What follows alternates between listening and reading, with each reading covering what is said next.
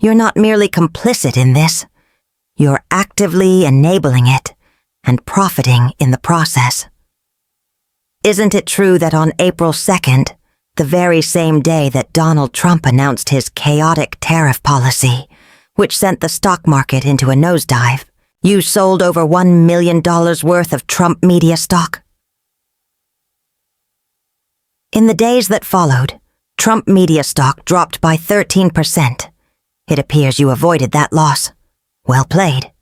But what happened next was even more explosive. Pam Bondi, faced with direct and damning questions, raveled under pressure. And yes, we have the footage later in this video.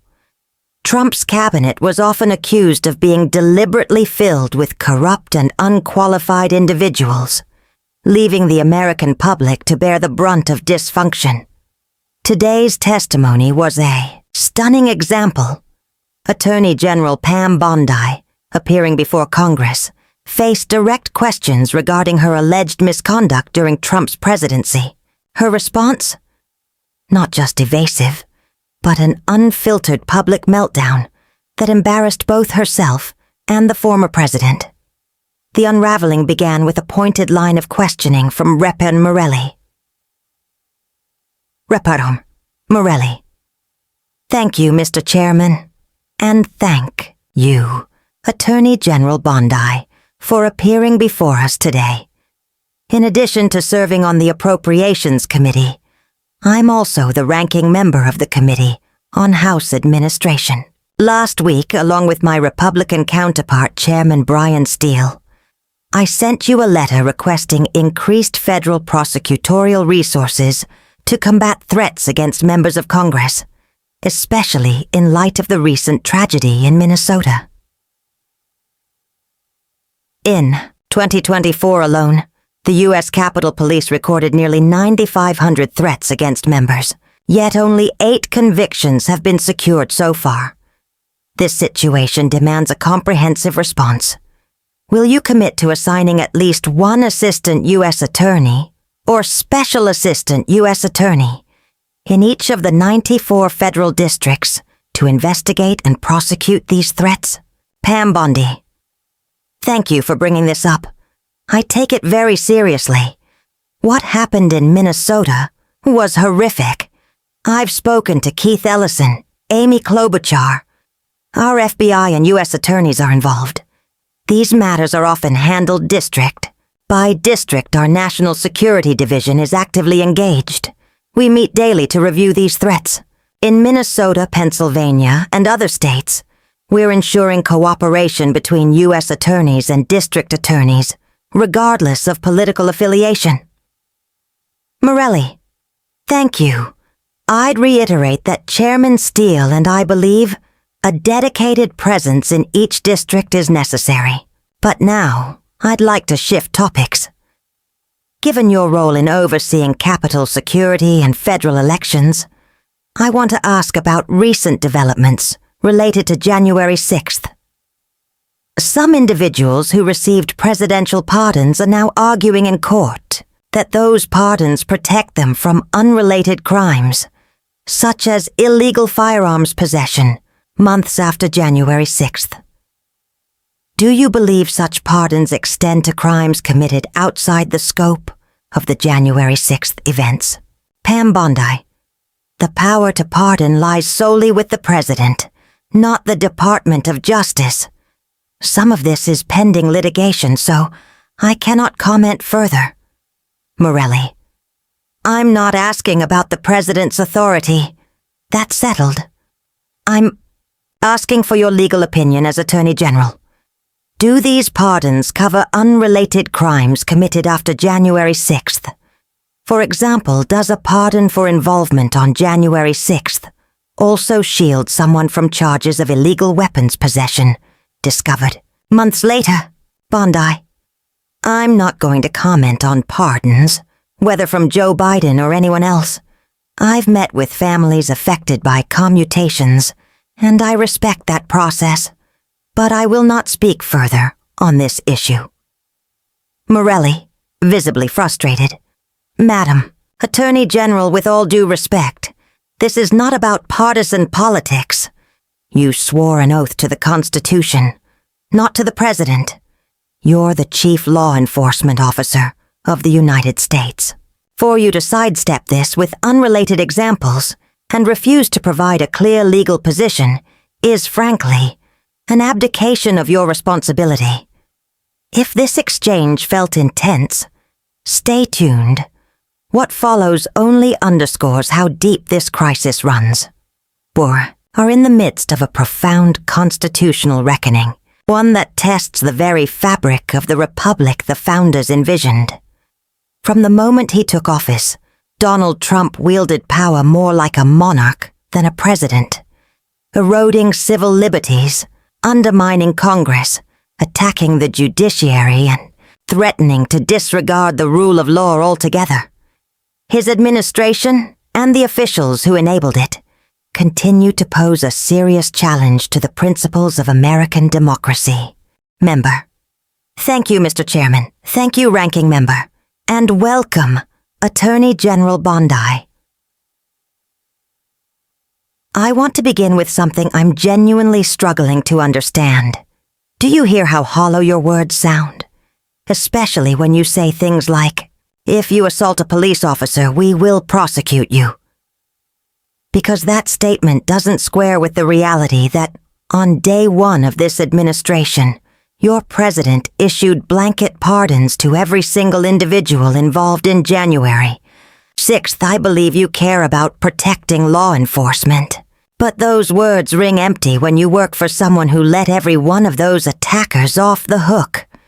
Speak to the Capitol Police officers who were here that day. Speak to the families of the 5 officers who are no longer with us. So, I have to ask, did you give the president any legal or ethical advice before he issued that blanket pardon on January 20th? Bondi, I am never going to discuss any conversations or advice I may or may not have had with the President of the United States. Member, did you offer any advice? A simple yes or no will suffice. Bondi, again, I will not discuss any conversations I've had, or didn't have, with the President, and you're putting words in my mouth. Member, no, I'm quoting your words, and I'm holding you accountable to them. Chairman, I'd like to reclaim the last 20 seconds of my time. Please put it back on the clock. Chairman, you'll have an extra 30, the witness answered, though vaguely, several times. Member, she answered with a non-answer. So let's be clear. The hallmarks of this administration are incompetence, corruption, and cruelty. Today I'm focusing on corruption, both personal and institutional. Attorney General, have you ever registered as an agent of a foreign principal under the Foreign Agents Registration Act?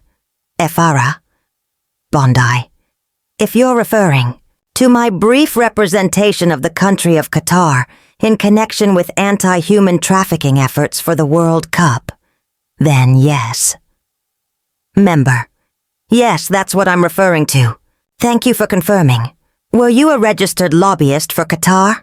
Yes or no? Bondi, yes.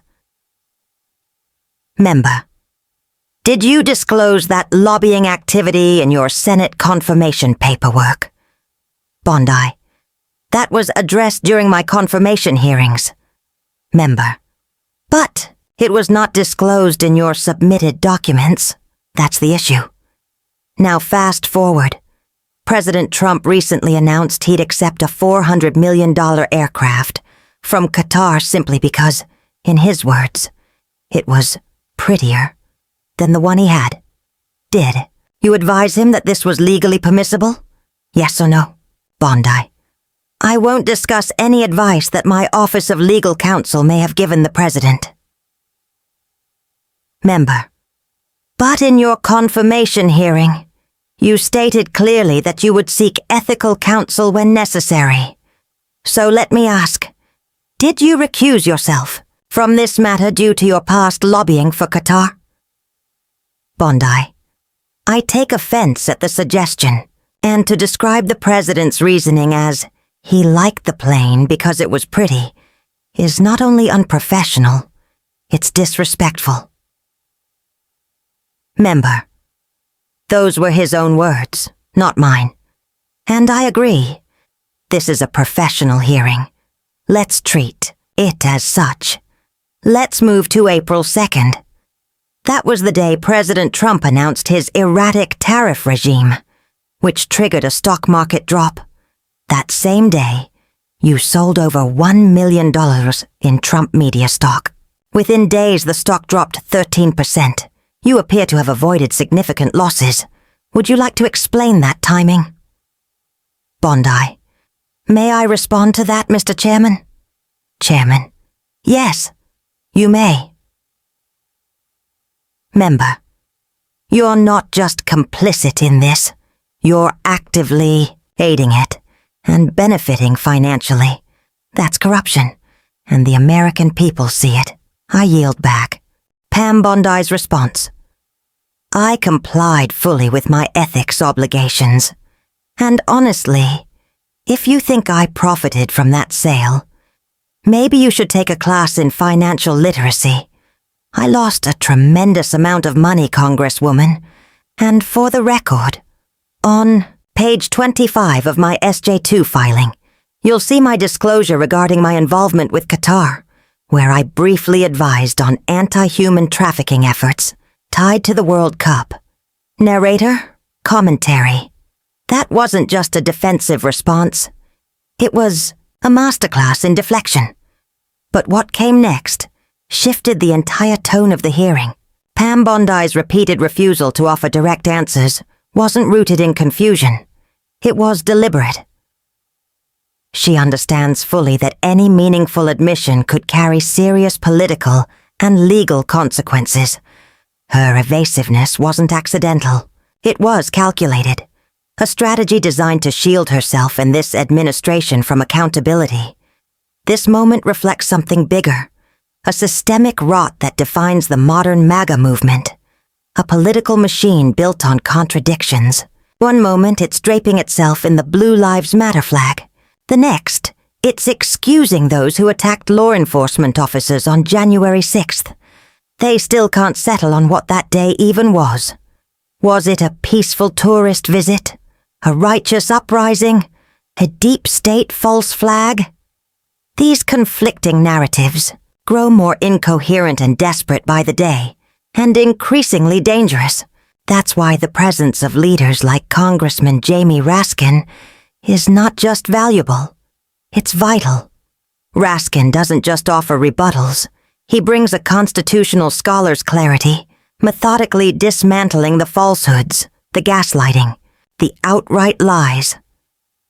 Today he reminded the nation that accountability is not partisan, it's foundational. He made clear that in our nation's entire history, only 15 federal judges have ever been impeached, and always for real misconduct, corruption, bribery, tax evasion. Not because Congress disagreed with their rulings, and certainly not for getting the law right. Because the Constitution was never meant to bend to the whims of one branch or one man. It was designed with layers of defense against tyranny.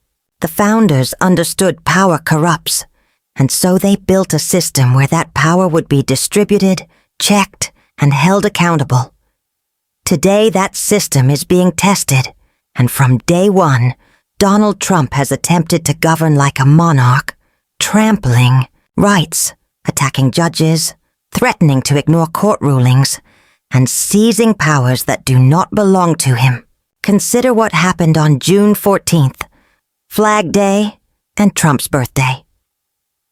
While Trump staged a $45 million military parade through Washington, 7 million Americans took to the streets in over 2,000 cities as part of No King's Day, a nationwide protest affirming that we will not be ruled. These Americans, from Philadelphia to Los Angeles, Minnesota to New Orleans, weren't just marching. They were defending the Constitution, and they're not alone. Attorneys general from states like Massachusetts, Minnesota, New Jersey, and Illinois are fighting back in court, and winning. In fact, since this administration began, over 328 lawsuits have been filed against it. Judges have issued nearly 200 restraining orders and preliminary injunctions, including from courts led by Trump-appointed judges. This matters. It proves that the system still works if we fight for it. And in these extraordinary times, that fight depends on relentless, principled leadership. Congressman Raskin exemplifies that. So do the state attorneys general battling this lawless administration in court. At this channel, our job is to cut through the noise, expose the truth, and hold those in power accountable. But now we want to hear from you. What are your thoughts on Bondi's testimony? And the larger crisis we're facing? Let us know in the comments. If this report gave you a new perspective, be sure to subscribe. Our next update may bring revelations that are even more explosive. Let me know if you'd like this adapted for a shorter clip, broken up for social, media posts, or rewritten in a more formal or legal style.